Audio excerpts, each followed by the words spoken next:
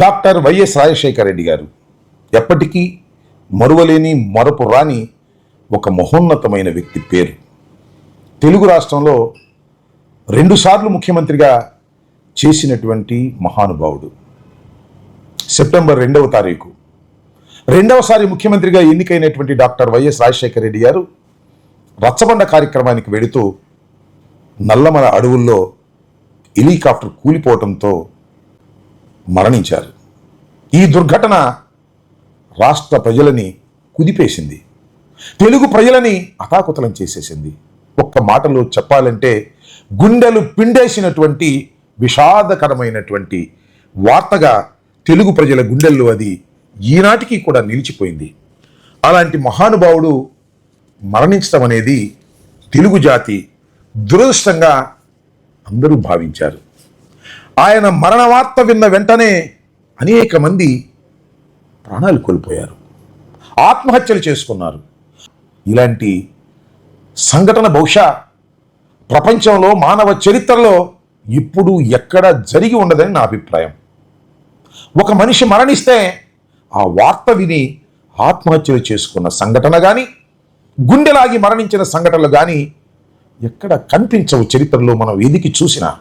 కానీ రాజశేఖర రెడ్డి గారికి అలా జరిగింది.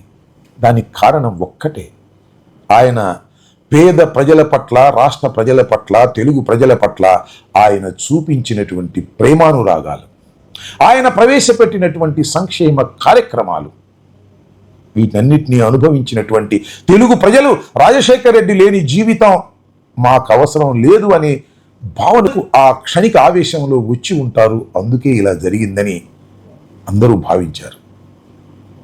రాజశేఖర రెడ్డి గారు మరణం తర్వాత ఆల్మోస్ట్ ప్రతి గ్రామంలోనూ రాజశేఖర రెడ్డి గారి విగ్రహాలు ఆవిష్కరింపచేశారు. కొన్ని గ్రామాల్లో అయితే పదుల సంఖ్యలో కూడా ఆవిష్కరింపచేశారు. ఎవరి శక్తి కొలది వారు. కాంస్య విగ్రహాలు అయితే కాంస్య విగ్రహాలు, ఫైబర్ విగ్రహాలు అయితే ఫైబర్ విగ్రహాలు, సిమెంటుతో తయారు చేసిన విగ్రహాలు అయితే సిమెంటుతో తయారు చేసిన విగ్రహాలు. ప్రతి చోట తెలుగు రాష్ట్రంలో ఏ మూలకు వెళ్ళినా కనిపిస్తుంది రాజశేఖర రెడ్డి గారి విగ్రహం. అంత పెద్ద ఎత్తున రాజశేఖర రెడ్డి గారిని గుర్తు చేసుకోవటం కోసం విగ్రహాలను ఆవిష్కరించారు.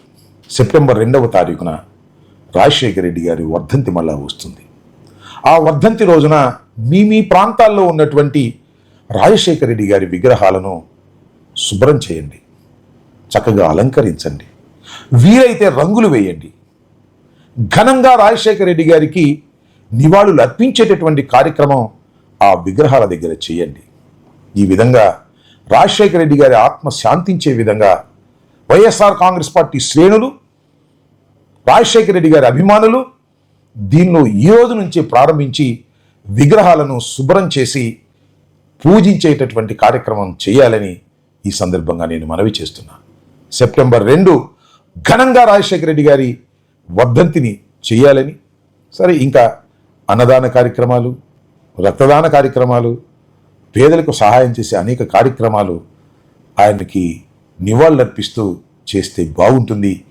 కాబట్టి మీ అందరూ కూడా రాజశేఖర రెడ్డి గారి వర్ధంతిని ఘనంగా నిర్వహించాలని హృదయపూర్వకంగా కోరుకుంటున్నాను.